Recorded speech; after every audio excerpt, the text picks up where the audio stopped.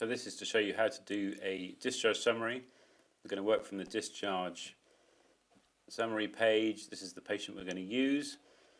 We can see that the nurses, the AHPs, are happy and the patient's been declared medically fit, which is this door now. I'm going to go into the patient's record. And this is where the real benefit of you having kept the hospital course up to date throughout the course of that patient's admission will become apparent.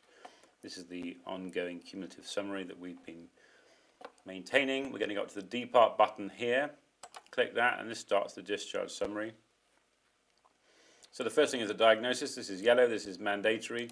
We already have 3 diagnoses in this patient's record, but the default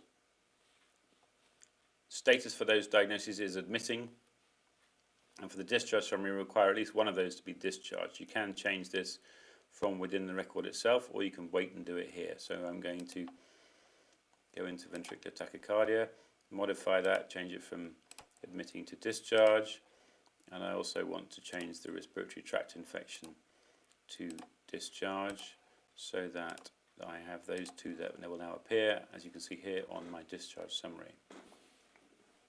The summary itself, because I kept that hospital course up to date, has carried through automatically. This only happens the first time you enter this discharge process and save. If you do that now and then come back and update it again 2 days later, there won't be any further copying, so it's important to realize that. But if you do this, if you keep that up to date throughout the admission and then only do this towards the end, then there's no requirement for additional work for you. The social context is a place where you can fill in information if necessary. Investigations and results, I would encourage you not routinely to do this. GPs don't need vast amounts of information, and summary investigation results such as CTPA showed pulmonary embolus or something could be kept within the clinical summary, so this isn't required. This is a required field. As you'll see, it's yellow here, so there's a need to put in something up in here. Follow-up scheduled for 2 months, and that's all we need to do. Press the green tick. There's a place here for the nurses and OTs and physios to put information if they need to, but the only thing now that we need to do is to do the drug prescribing. And this process is very similar to what happens at admission, but enables you to carry through that process and check what the patient was on before they came in, what they've been prescribed since they've been here, and what you want them to go home on. It's quite a useful process, but there are some idiosyncrasies, and it's absolutely imperative that you follow the process correctly, because otherwise you could end up with a very confusing discharge summary. So for the first thing, please never use in the discharge process the green button.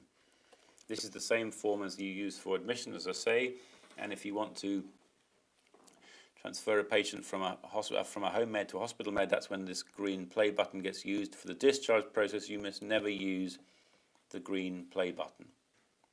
We're either going to use the pill box, which is for TTOs, or we're going to stop the medication.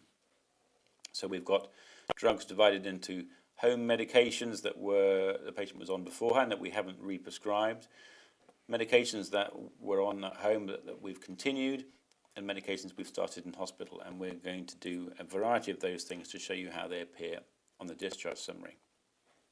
So first of all, the patient's on prednisolone before they came in. We're going to stop that. I'm going to go up to here and show if I highlight on the drug itself and I put in course completed, then it will appear on the discharge summary as a stopped drug for the GP. I noticed here now that the patient was on ramipril when they came in, but for some reason I now have them on lisinopril. I don't see any need to continue with the lisinopril, but I'd like to put the patient back onto ramipril. I'm going to prescribe the patient some ramipril to go home with. I've got a blue cross here, so I need to put some additional information. The patient actually came in on 2.5 ramipril, but I'm going to change them for the discharge process to 5 milligrams. Now, this is one of the irritating idiosyncrasies. It's really important that you check if the patient came on in this drug that you put admission med yes. This for some reason doesn't happen automatically. Please change that to admission medication yes, so that the system will know to put the drug down in continued medication. And we've also changed the dose for this drug, so we need to put that in here. Dose change reason, up titration. Again, this is the field that tells the system to put that drug into the category of drugs that have changed doses. And I'm going to ask the GP to up titrate further to 10 milligrams. I want the patient to have 14 days supply, and I want the GP to continue with this.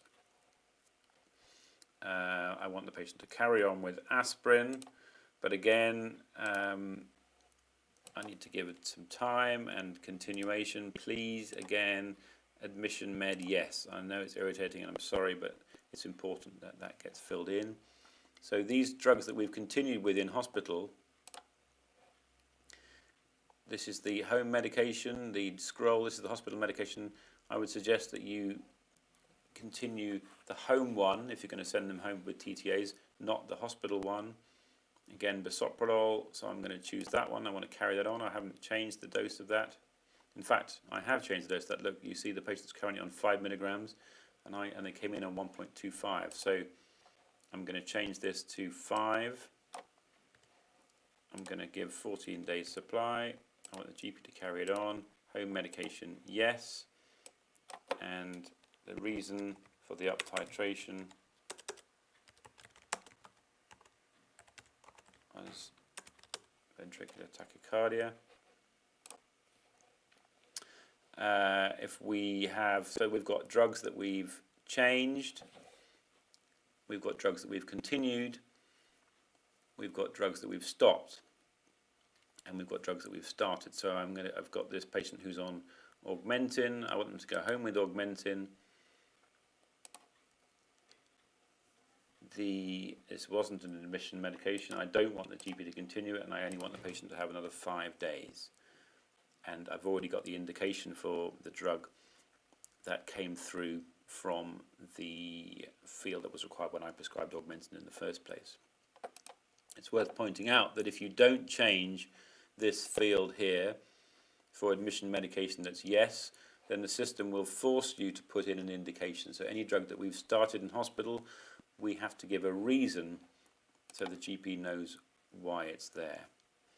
So I'm not going to do any other drugs because we've basically covered all the various options. So I've finished that reconciliation process. I'm going to sign it. And I can now send this off to pharmacy for review and for them to prescribe the DTOs. And that, from the point of view of creating the discharge summary, is all you need to do. This bit about key discharge fields can be handled at the time that the patient actually leaves the building. So if we look at the discharge summary now itself, when we scroll down to the drugs, you can see the prednisolone, which was stopped, nice and clear for the GP. Medications that we continued unchanged, the aspirin, so this is because we put down that this was an admission drug. We had to change that field. And again, because we had identified that these were admission drugs, but we filled in the box with the reason for change, it's very clear for the GP that these two drugs have been amended, the dose that they're on now and why they were changed, and the new drugs that were prescribed, the amoxicillin, and the indication for it.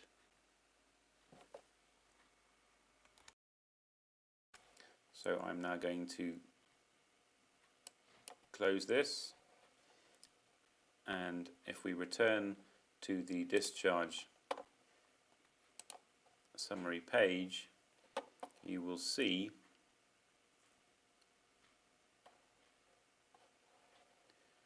that the discharge summary now is indicated as being complete.